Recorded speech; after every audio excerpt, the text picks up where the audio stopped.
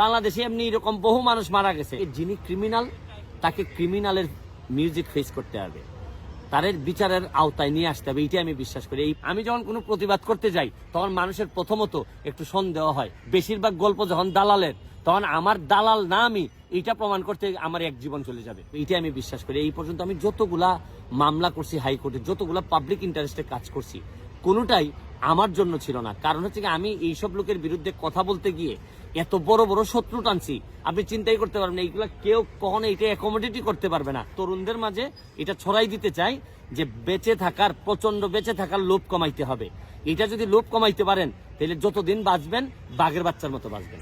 তারপর আপনাকে এই অভিযোগগুলো প্রতিবারই কেন করা হয়? এই ক্ষেত্রগুলো অভিযোগ করা হয় হচ্ছে কি, এইগুলা তো নতুন। কারণ এই দেশের যত গল্প শুনে মানুষ, সবই হচ্ছে কি কম্প্রোমাইজের গল্প, যে ভাই টাকা দেন আপনারা কিছু বলবো না।